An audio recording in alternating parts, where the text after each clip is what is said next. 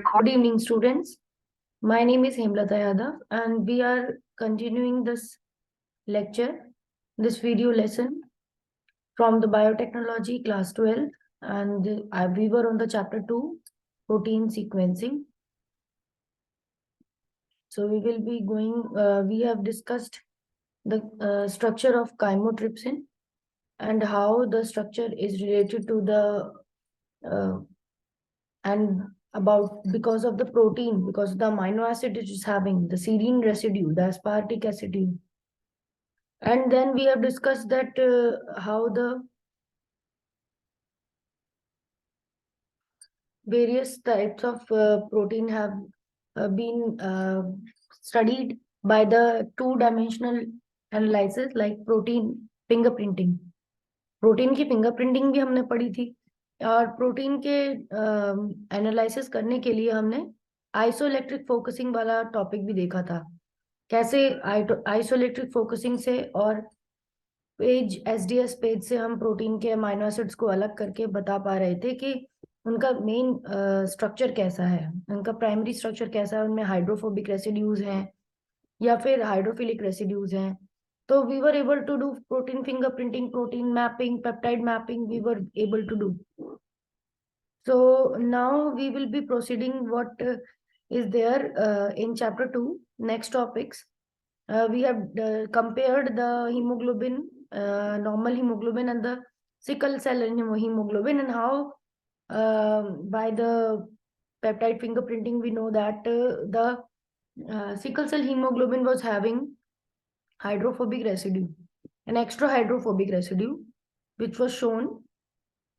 And then we identified that glutamic acid was changed by the valine. And we were started with the downstream processing, that varieties of products which were isolation of the proteins. जब हम RDNA technology करते हैं और proteins isolate करते हैं microbial culture से, तो हमें बहुत सारे ऐसे मेथड्स यूज करने पड़ते हैं जिसे डाउनस्ट्रीम प्रोसेसिंग कहते हैं।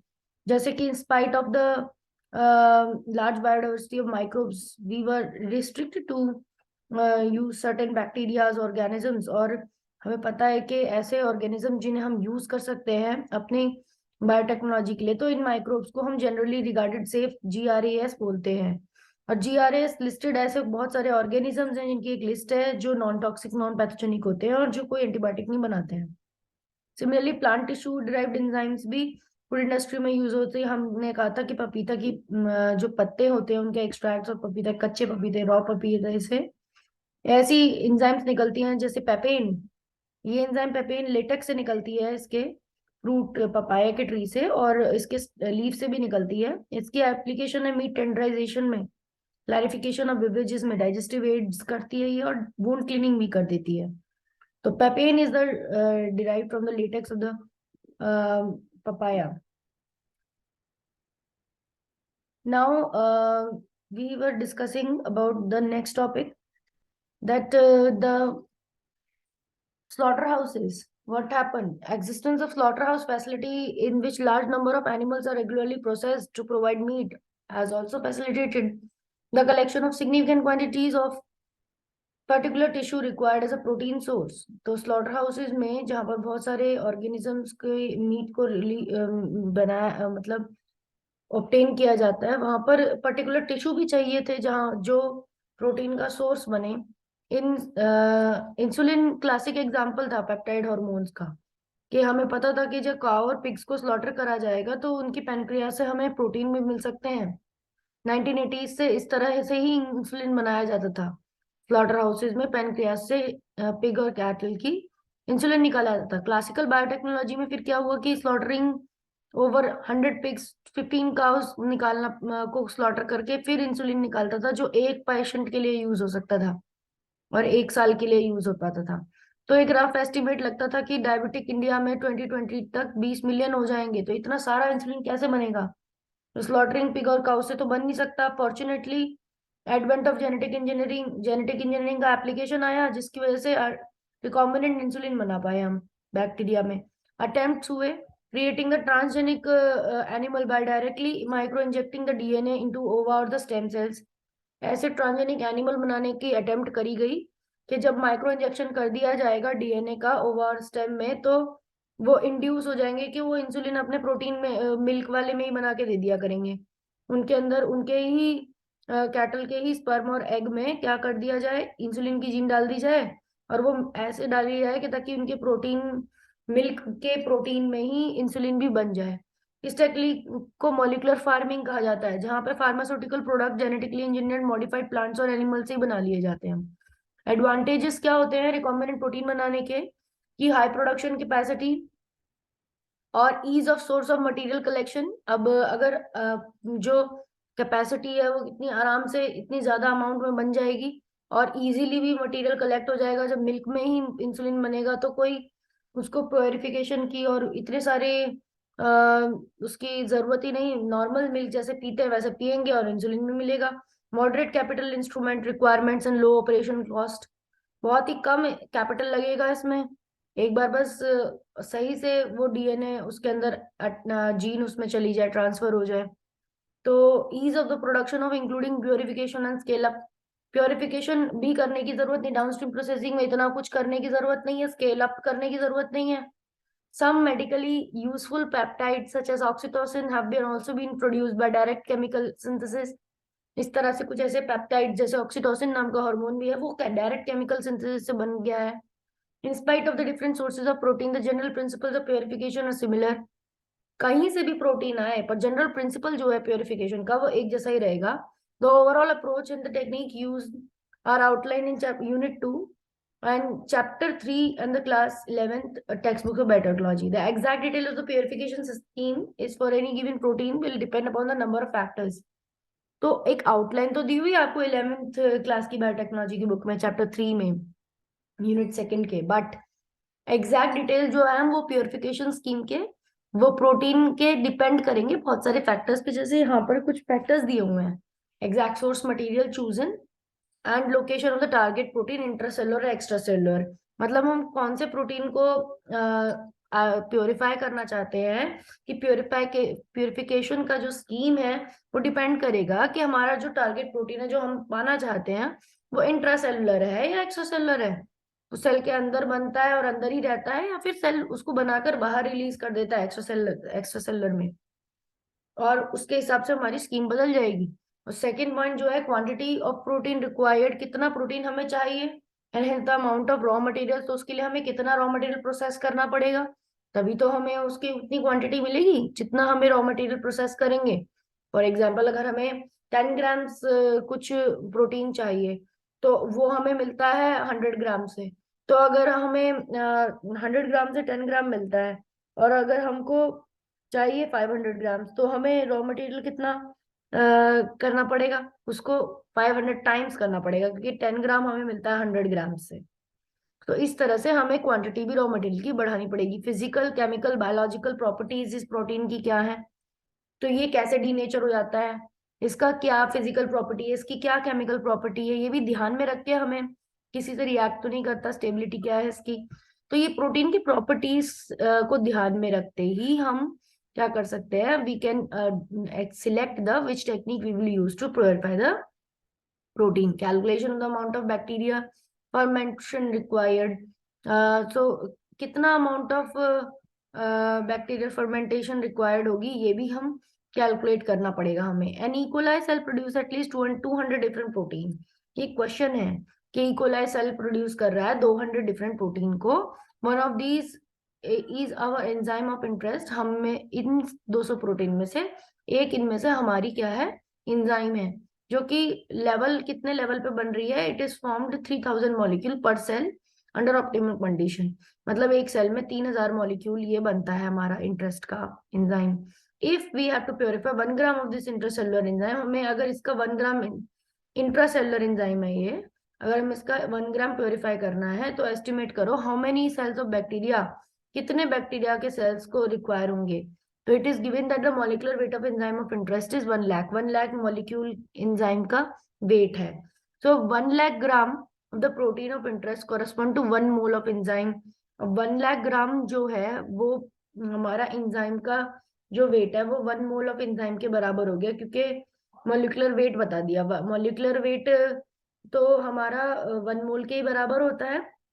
जब हम नंबर ऑफ मोल्स का फॉर्मूला जानते हैं तो हमें पता होगा कि अगर 1 लाख ग्राम उस मॉलिक्यूलर वेट है एंजाइम का, तो वो 1 मोल के बराबर है। तो 1 मोल में इतने मॉलिक्यूल्स होते हैं, अवोगाड्रो मॉलिक्यूल्स। तो 1 ग्राम ऑफ एंजाइम में कितने होंगे?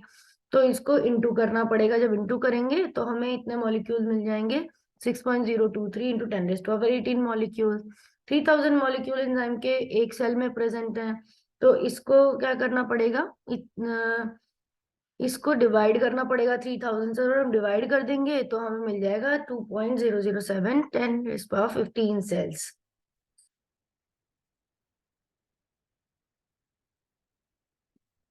सो हमको इस तरह से कैलकुलेशन करने आनी चाहिए कि हमको, और ये प्रोटीन कैसे आइसोलेट होगा उसके बारे में भी हमें आइडिया देता है।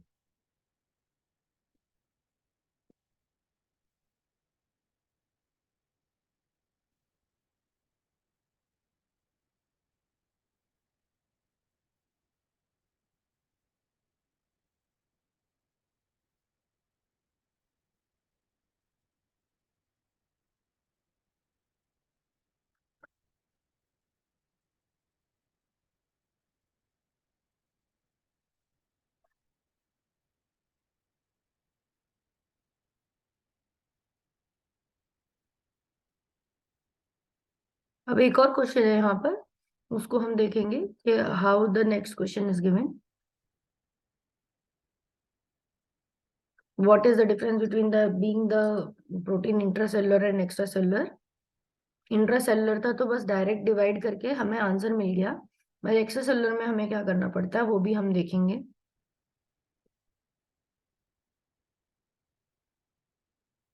Next question is, assuming that the bacterial cell is a cylindrical, bacteria cell cylindrical shape का है, डायमीटर 1 माइक्रोमीटर है और हाइट 2 माइक्रोमीटर है। Calculate the total packed cell volume of E coli required to produce 1 gram of intracellular enzyme. तो what is the total packed cell volume E coli की, कि जो use होगी 1 ग्राम इंट्रासेलुलर एंजाइम बनाने के लिए। The volume of fermenter required for maximum cell concentration inside the fermenter is 5%। और जो वॉल्यूम है फर्मेंटर की, वो कितनी रिक्वायर होगी अगर मैक्सिमम सेल कंसंट्रेशन फर्मेंटर में 5% आ सकती है? Cell need space to multiply, क्योंकि हम बस 5% फर्मेंटर भर सकते हैं, क्योंकि वो उनको स्पेस भी चाहिए तभी वो ग्रो होते हैं। Volume of single bacterium 2πRH हो जाएगा, क्योंकि सिलेंडर का वॉल्यूम होता है। तो एक बैक्टीरियम का वॉल्यूम बनेगा, उसमें पाई में वैल्यू डाल दी 3.14 इंटू 2 इंटू R की वैल्यू डाल दी एंड हाइट की वैल्यू डाल दी, देन सॉल्व कर लिया। 1 माइक्रोमीटर में पता है 10⁻⁻6 है, रेडियस डायमीटर का हाफ होता है तो इसलिए हमने 0.5 ले लिया है। एंड जब हम इसका निकालेंगे तो पैक सेल वॉल्यूम आ जाएगी 1.57 इंटू 10⁻⁻18। पैक सेल वॉल्यूम नहीं आएगी, ये एक वॉल्यूम ऑफ सिंगल बैक्टीरिया आई है 2πRH से। तो जब हमने 2πRH वैल्यू लगाया है इकोलाई की, एक सेल की वॉल्यूम इतनी आई है, ठीक है। और हमें पता है कि 2.07007 10⁻15 हमारे बैक्टीरियाज हैं जिनकी वॉल्यूम होगी टू टू पॉइंट, उनकी कितनी वॉल्यूम हो जाएगी? तो 1 ग्राम, ये पिछले आंसर को देखो बोल रहे हैं, तो produce 1 gram of intracellular. 1 gram intracellular enzyme 1 मोल में बनती है। तो 1 मोल में जो हमारे सेल्स आए थे उतनी एंजाइम बनाने के लिए, वो इतने थे। तो वही वैल्यू हमने यहाँ रखी है, सेम वैल्यू के देयरफॉर एंजाइम के मॉलिक्यूल्स 1 ग्राम में इतने होते हैं, क्योंकि तो 1.57 से इस पैक सेल वॉल्यूम को इंटू करेंगे तो हमको मिल जाएंगे टोटल पैक सेल वॉल्यूम। तो 3.15 इंटू 10⁻³ पर मीटर क्यूब इतनी हमें मिली है।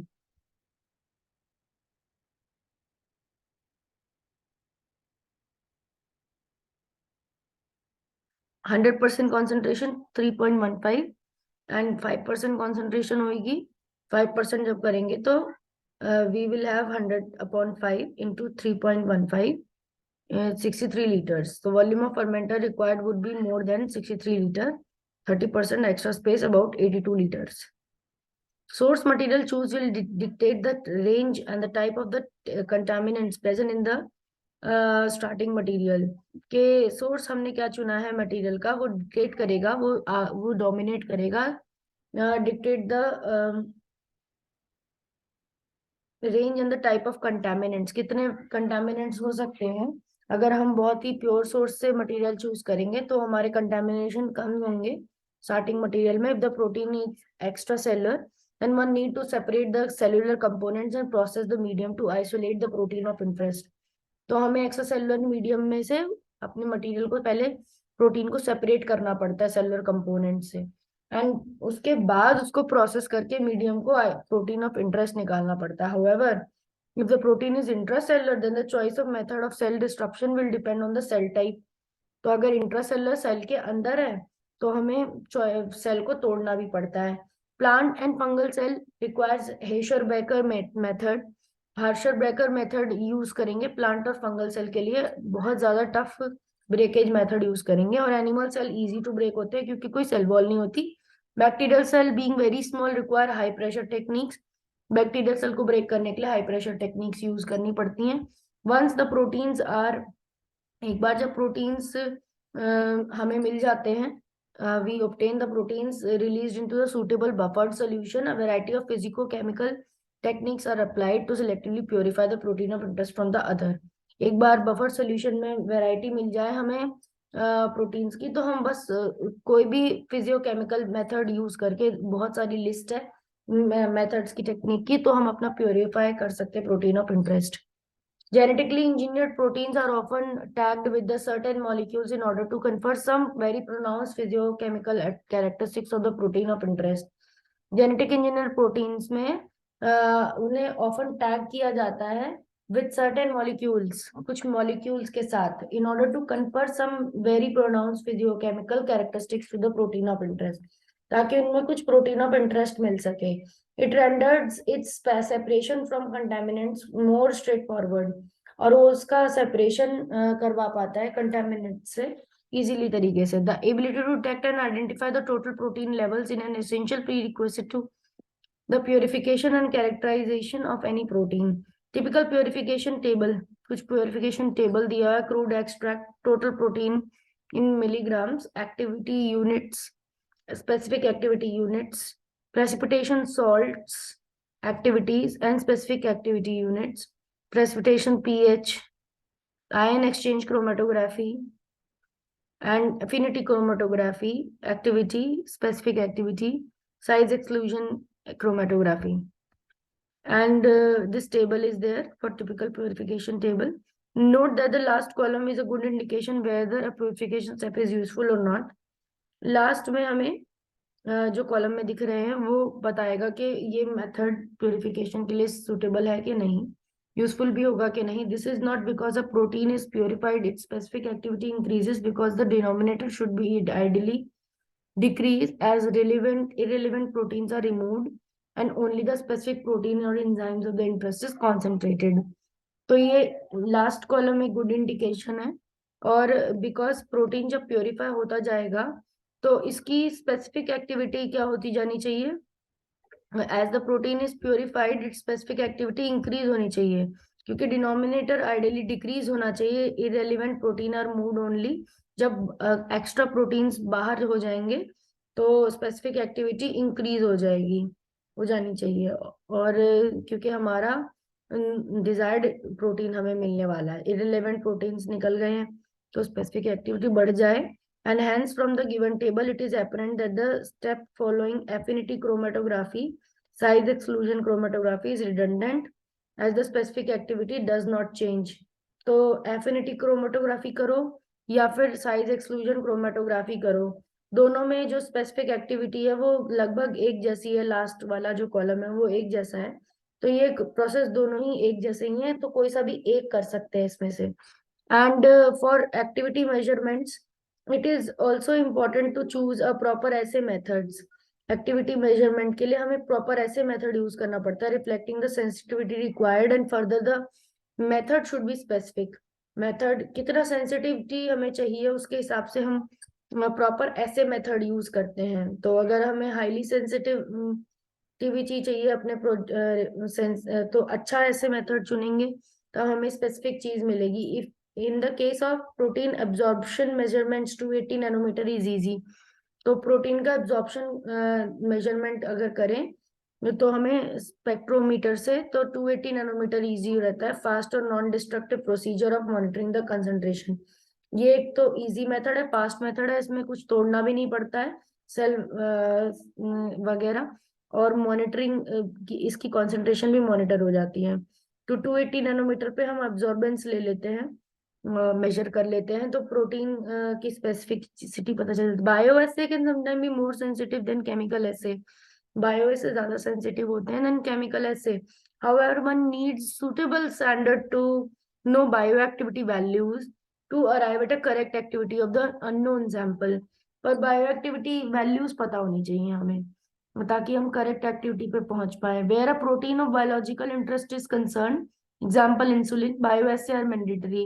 जब बायोलॉजिकल इंटरेस्ट का कोई प्रोटीन है तब तो बायोएसे बहुत जरूरी हो जाता है। If same sample particularly has to be injected, otherwise safety tests such as toxicity have to be performed. पर अगर वो बायोलॉजिकल इंटरेस्ट वाला सब्सटेंस नहीं है, इंजेक्शन वगैरह नहीं करना है, तो कोई ऐसा ड्रग है जो ऑइंटमेंट वगैरह है सिर्फ ऊपर ही लगाना है स्किन पे, तो उसकी टॉक्सिसिटी टेस्टिंग कर लेंगे बस, उससे भी हो जाएगा। Downstream processing, after the cell, bacterial, animal, plant have grown to requisite capacity in the fermenter, it becomes necessary to harvest the cells of the medium depending on which component। तो एक बार sales ने अपनी पूरी growth कर ली है, fermenter में grow हो गए, हम हमें हार्वेस्ट करना जरूरी है मीडियम में से कि हमें कौन सा कंपोनेंट चाहिए, कौन सा प्रोटीन हमें आइसोलेट करवाना है। एंड उस तब हम हार्वेस्टिंग करेंगे। All effort should be made to maximise the protein stability various steps. और सारा हमारा एम होना चाहिए कि जो प्रोटीन हम जीन ऑफ इंटरेस्ट से बनवाना चाहते हैं वो प्रोटीन की स्टेबिलिटी मैक्सिमाइज हो सके। कुछ जनरल कंडीशंस हैं जो फॉलो करनी है। Maintenance of specific pH value range of the buffered solution in which a protein is maximally stable. हमें ऐसी बफर सोल्यूशन बनानी पड़ेगी जिसकी पीएच वैल्यू स्पेसिफिक हो ताकि प्रोटीन मैक्सिमम स्टेबिलिटी से हमें आइसोलेट करवाएं। Maintenance of physiological condition, percent CO2 for animal cell culture and temperature. Physiological condition भी हमें मेंटेन करनी पड़ेंगी, जितना परसेंट CO2 चाहिए और एनिमल सेल कल्चर चाहिए, टेम्परेचर चाहिए, हमें मेंटेन करना पड़ेगा। Use of inhibitors to prevent the action of proteolytic enzyme. कुछ इनहिबिटर्स अगर हमें यूज करने हैं ताकि हम प्रोटियोलाइटिक एंजाइम्स के एक्शंस को क्या कर सके, रोक सके, उसके प्रोटीन को ब्रेक ना कर दे कोई एंजाइम, तो उसके लिए हमें इनहिबिटर भी यूज करने पड़ेंगे। Avoidance of agitation and addition of chemicals which may denature the target protein. ऐसे चीजों को अवॉइड करना है कि वो एजिटेट कर दे हमारे सोल्यूशन को और उसमें कोई केमिकल डाल दें। तो ना एडिशन करवाना है एक्स्ट्रा किसी केमिकल, ना एजिटेट करना है जिससे टारगेट प्रोटीन डीनेचर ना हो जाए। मिनिमाइजिंग द प्रोसेसिंग टाइम, और जल्दी जो प्रोसेस जल्दी हो वो करवाना है। Industrial scale production of protein, अगर हम इंडस्ट्रियल स्केल में जाएंगे लेबोरेटरी स्केल से तो उसे स्केल अप करना पड़ेगा। इंडस्ट्री स्केल डायरेक्टली नहीं हो सकता।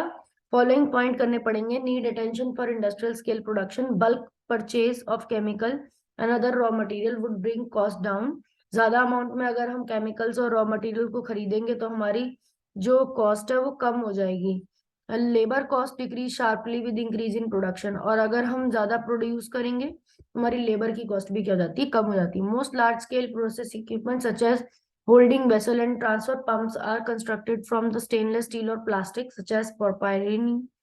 तो हमारी जो ट्रांसफर पंप्स होते हैं, होल्डिंग वेसल्स होते हैं, वो तो स्टेनलेस स्टील या प्लास्टिक के बन सकते हैं।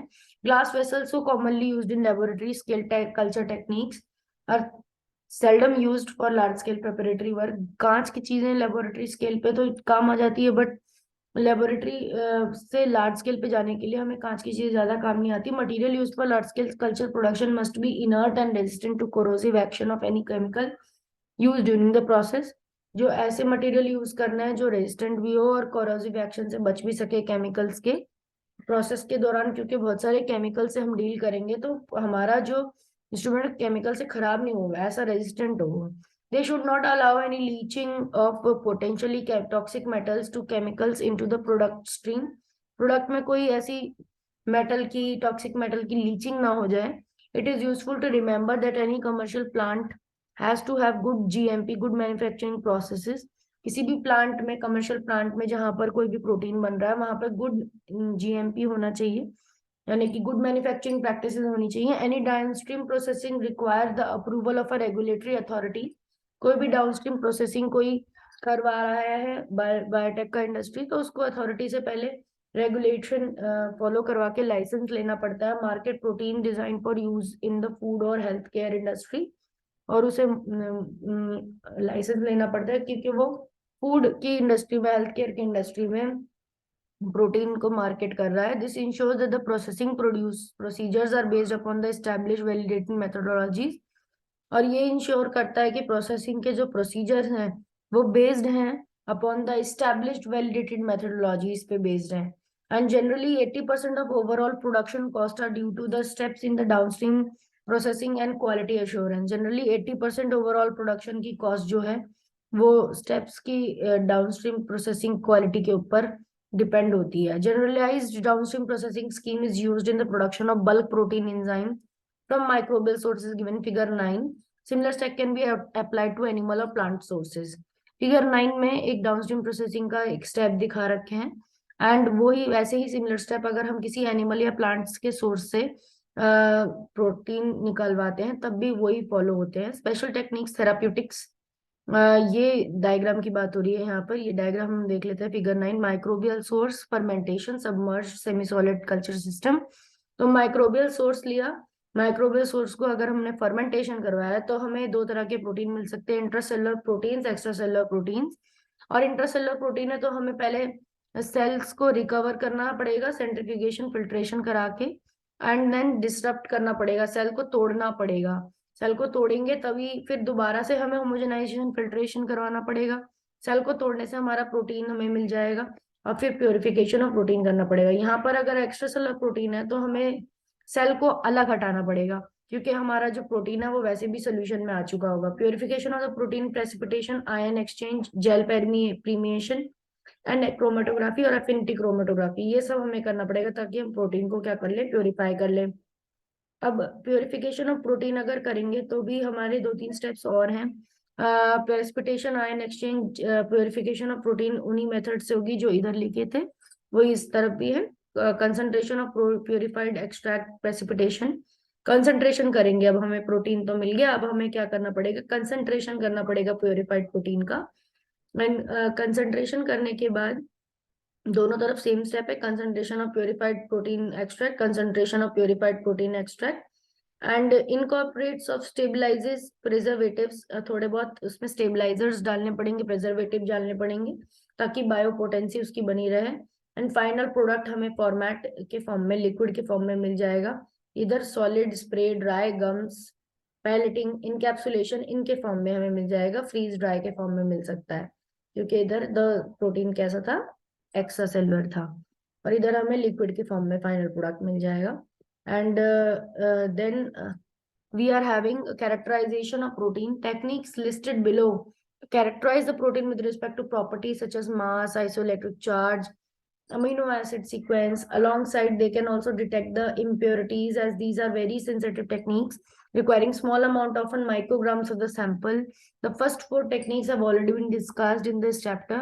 Electrophoretic technique तो समझा दी थी SDS पेज, फिंगरप्रिंटिंग समझा दी थी, 2-dimensional gel electrophoresis समझा दिया था। Now it is protein sequencing and mass spectrometry. So 2 method रह गए हैं।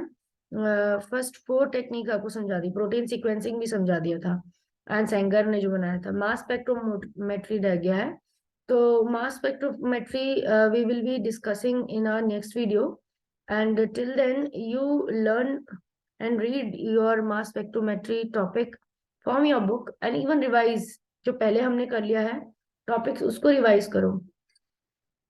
and then we will be looking at certain proteins which are produced, protein based product which are produced in the market। ये भी हम spectrometry के बाद देखेंगे कि कौन कौन से प्रोटीन प्रोडक्ट्स अभी मार्केट में हैं, and blood products and vaccines and therapeutic antibodies, enzymes.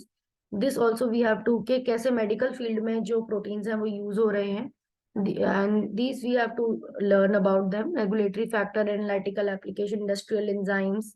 And these are all the functional non-catalytic proteins. These are all the next table. A table is also given about various protein and their uses, application, and in which way they are useful. Protein तो यहाँ पर एक table भी दिया हुआ है: functional property, mode of action and food systems. And उसके बाद आपका टॉपिक यहाँ पर नेक्स्ट टॉपिक इस चैप्टर 2 में है कि nutraceutical proteins. Nutraceutical protein is combination of nutrients and pharmaceuticals. ऐसे प्रोटीन जो न्यूट्रास्यूटिकल्स हैं उनके बारे में दिया हुआ है, उसका टेबल दिया हुआ है। And then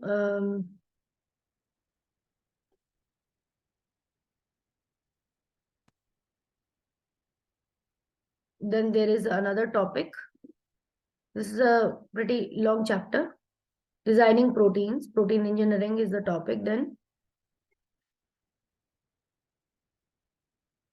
So we will be dealing with all these in the next video. Today we have discussed the purification, downstream purification, downstream processing part of the protein. So I hope you have understood the topic downstream processing. And if you have understood the topic, please share and subscribe and hit the like button. Thank you.